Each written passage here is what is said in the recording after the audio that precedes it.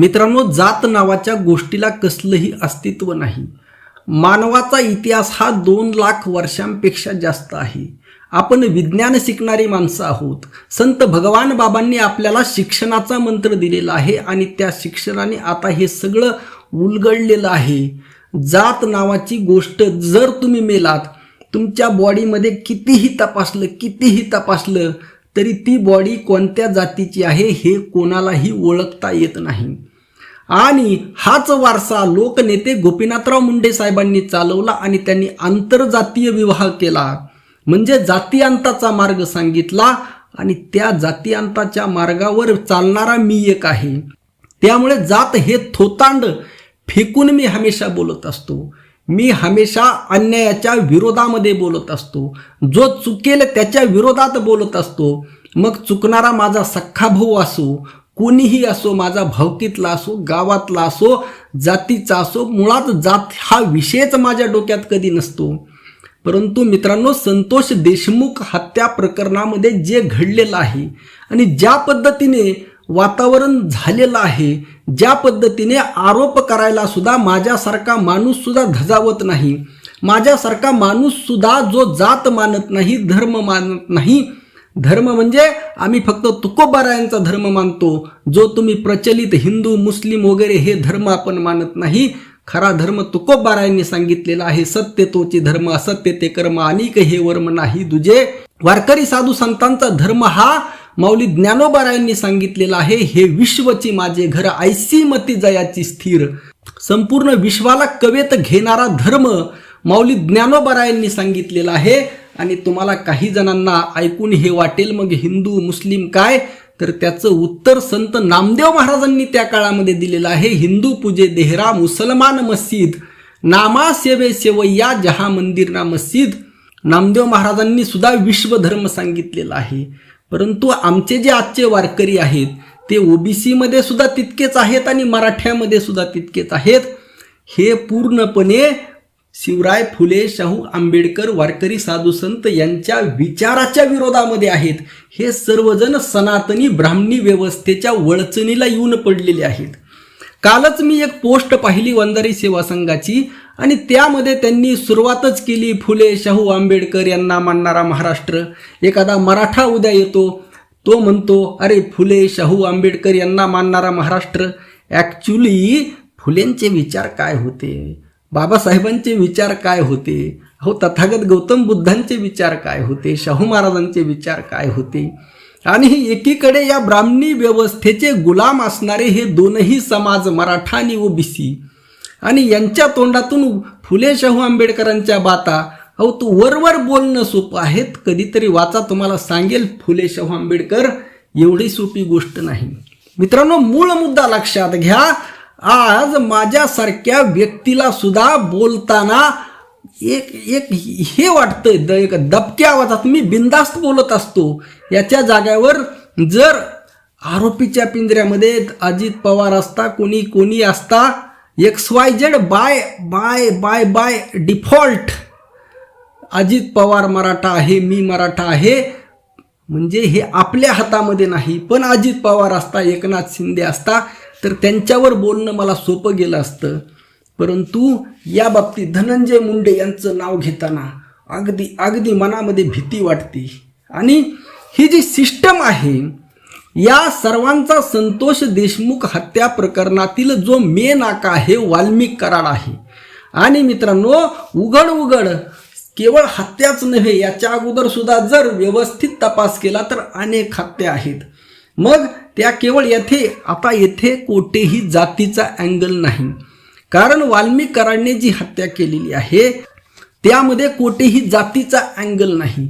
आता हत्या करण्यासाठी आकासारख्या माणसाला, सूत्रधाराला स्वतः येण्याची गरज नसते. आता हे वेगळं सांगण्याची गरज नाही. परंतु मित्रांनो, याचे अनेक आरोप आहेत. हार्वेस्टरचा निघत आहे, इतके याचं एखादं पुराण तयार होईल, इतका मोठा हा गुन्हेगाराचा बादशाह आहे. परंतु मित्रांनो, त्याच्यासाठी मोर्चे निघाले, त्याच्यासाठी उपोषण, त्याच्यासाठी रील्स, त्याच्यासाठी पोस्ट, 1 नाही 2 नाही, लाखो. आणि असं असल्यामुळे हे पाहून मराठा समाजामध्ये एक भावना निर्माण होणं की अरे बाबा बघा वाल्मिक कराडला जातीचं संरक्षण भेटत आहे का, आणि ही भावना आपसूक निर्माण होते. आणि त्याच अनुषंगाने त्या मधल्या काळामध्ये मनोज जरांगे पाटलांनी जे विधान केलं ते विधान सुद्धा अत्यंत दुर्दैवी आहे, चुकीचं आहे. आणि पोस्ट करणाऱ्यामध्ये, रील्स करणाऱ्यामध्ये मराठा समाज सुद्धा काही साव नाही. म्हणजे मराठा आणि ओबीसी किंवा मराठा आणि वंजारी दोघंही एकाच नाण्याच्या बाजू आहेत. मुळात मी हे अनेकदा मांडलेलं आहे, स्वतः महात्मा फुलेंनी मांडलेलं आहे. या सर्व शेतकरी जाती या पूर्वीच्या भाऊबंद आहेत. विज्ञान सुद्धा तेच सांगतं, आपण सगळेजण भाऊबंद आहोत. आपल्या सर्वांचा खास करून DNA एक आहे. आपण खोटं बोलू, मी खोटं बोलेल, तुम्ही खोटं बोलाल, परंतु विज्ञान खोटं बोलणार नाही. आणि ते विज्ञान सांगतंय की आपला DNA एक आहे. साधू संत सांगतात की सर्वा घटी राम देहा देही एक. असं असताना कशाच्या जातीने कशाचं काय. आणि ज्या लोकांना आपण मानतो, उदाहरणार्थ भगवान बाबा, संत तर सगळ्यांचे असतात, तरी एक उदाहरण म्हणून देऊ. भगवान बाबांनी आपल्याला शिक्षणाचा मंत्र दिलेला आहे. भगवान बाबांनी आपल्याला जातीअंताचा मंत्र दिलेला आहे. लोकनेते गोपीनाथराव मुंडे साहेबांनी आपल्याला जातीअंताचा मंत्र दिलेला आहे.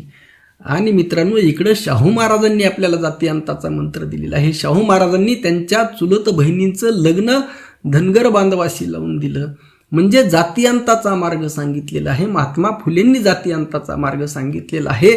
छत्रपती शिवाजी महाराजांनी स्वतः जातीअंताचा मार्ग सांगितलेला आहे.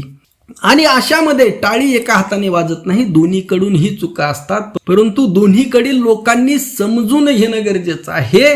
नेत्यावर होणारी टीका ही जातीवर नसते. धनंजय मुंडे सुद्धा दोषी आहेत, मर्डरच्या केसमध्ये नाही पण भ्रष्टाचाराच्या केसमध्ये 100% दोषी आहेत. आणि धनंजय मुंडे यांचा जो सुपर आका आहे त्याचं नाव आहे अजित पवार. तो करोडो रुपये दाबून बसलेला आहे, म्हणजे तो सुद्धा महादोषी आहे. आणि या सर्वांचाही एक सुप्रीम आका आहे, तो आहे देवेंद्र फडणवीस. तो त्याच्या इतका दोषी माणूस तर कुठेही महाराष्ट्रामध्ये सापडणार नाही. म्हणजे ही असं एक सूत्र आहे. आता यांच्यावर नाही बोलायचं तर कोणावर बोलायचं, यामध्ये जातीपातीचा काय संबंध आहे. नेत्यामध्ये आपली जात शोधू नका, हे दोन्हीकडच्यांनी लक्षात ठेवा. आता सुरेश धस बोलत आहेत. सुरेश धस काही धुतलेले तांदूळ नाहीत, मी हमेशा मांडत आहे. त्यांच्या विरुद्ध तुमच्याकडे काही पुरावे असतील तर बिनधास्त बोला. कोणीही जात म्हणून त्यांचं संरक्षण करणार नाही. या सर्वांमध्ये एक जितेंद्र आव्हाड एक अपवाद आहेत, सच्चा माणूस आहे. शिवराय फुले, शाहू आंबेडकर या विचारधारेला मानणारा सच्चा माणूस आहे. दुसऱ्या संदीप क्षीरसागर आहेत. संदीप क्षीरसागर ते तर आता ओबीसीचे आहेत, ते बोलत आहेत. भ्रष्टाचारामध्ये ते काही कमी नाही, त्याबद्दल काही वाद नाही.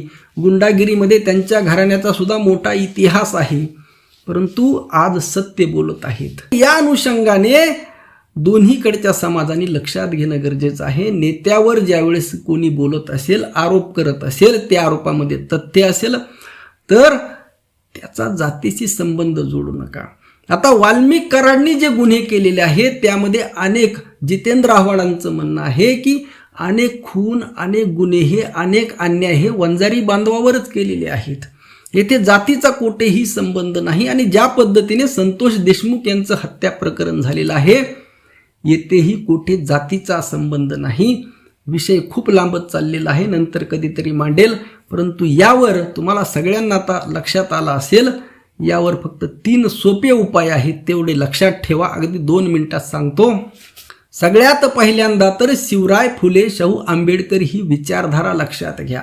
जातीअंताचा लढा लक्षात घ्या. संविधान लक्षात घ्या. लोकशाही लक्षात घ्या. सगळ्यात पहिला उपाय आहे भ्रष्टाचाराच्या विरोधात बोललं पाहिजे. सक्का भाऊ जरी असला तरी त्याच्या विरोधात बोललं पाहिजे. वाल्मिक कराड तर दोषी आहेच. धनंजय मुंडे यांच्या भ्रष्टाचारावर सुद्धा कोणी बोललं तरीही कोणी मनाला लागून घेण्याची गरज नाही, आवश्यकता नाही. उद्या अजित पवारवर जरी कोणी बोललं तरी कोणत्याही मराठ्याने मनाला लागून घेण्याची गरज नाही. दुसरी गोष्ट आहे, आपल्याकडे भरपूर पर्याय असतात. एक पर्याय, एक नेता म्हणजे समाज नसतो, ही भावना मनातून काढून टाका. आपल्याकडे अनेक पर्याय असतात, अनेक. आणि ते पर्याय स्वीकारा, ॲक्सेप्ट करा. आपल्याकडे खूप मोठा वारसा आहे. तो वारसा जतन करता आला पाहिजे. आणि वंजारी समाजाने शिक्षण क्षेत्रामध्ये एवढी प्रगती केलेली आहे आणि त्याचा प्रत्येक भारतीयाला अभिमान आहे. आणि त्या शिक्षण हे सांगतं, शिक्षण हे जातीअंताकडे जाणारं असावं, शिक्षण हे वैज्ञानिक दृष्टिकोनाकडे जाणारं असावं, शिक्षण हे फुले शाहू आंबेडकर विचारधारेकडे जाणारं असावं.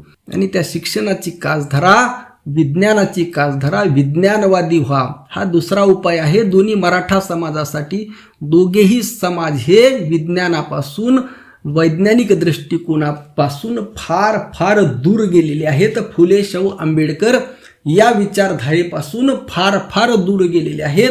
या दोघांनीही फुले शाहू आंबेडकर ही विचारधारा ॲक्सेप्ट करणं, तथागत गौतम बुद्धांचे विचार ॲक्सेप्ट करणं, हाच दुसरा उपाय आहे. आणि तिसरा उपाय आहे, या राजकारण्यांच्या नादी न लागता तुमच्या माझ्यासारख्या सर्वसामान्य लोकांनी हे विषय एकमेकात बसून पारावर अगदी एकत्र येऊन, इकडचे 100 माणसं, तिकडचे 100 माणसं, इकडचे 10 माणसं, तिकडचे 10 माणसं, अगदी मोकळ्या मनाने, अगदी पण सभ्य भाषेमध्ये तुमच्या जे काही मनात आहे, मनातली कसं असतं माहिती आहे का, मनात जर आडकाठी ठेवून बोललं तर मग मनातलं मनात राहतं आणि बाहेरचं बाहेर राहतं. जे मनात आहे ते सुद्धा बोललं पाहिजे, परंतु त्या बोलण्यातून वाद होणार नाही. अशा पद्धतीने दोघांनी एकमेकांनी समोरासमोर भावना व्यक्त केल्या पाहिजे. तर मन मोकळेपणाने बोललं पाहिजे आणि त्या मन मोकळेपणाने बोलून काय अडचणी आहेत आणि त्यावर कशी मात करता येईल अशा संवाद घडवणं गरजेचं आहे. गावोगाव असे संवाद घडवणं गरजेचं आहे. म्हणजे चर्चेतून मार्ग निघू शकतो आणि हे होणं गरजेचं आहे. आणि दोघेही गावामध्ये राहणारे लोक आहेत, गावामध्ये कसलाही वाद नाही. अगदी गुण्या गोविंदाने आमच्या गावामध्ये सुद्धा वंजारी बांधव आहेत, कसलाही वाद नाही, विषयच नाही. फक्त हे सोशल मीडियावर जास्त सुरू आहे आणि त्यामुळे यावर प्रत्यक्ष चर्चा केली पाहिजे, परंतु खुल्या दिलाने चर्चा झाली पाहिजे. हे 3 महत्त्वाचे उपाय आहेत.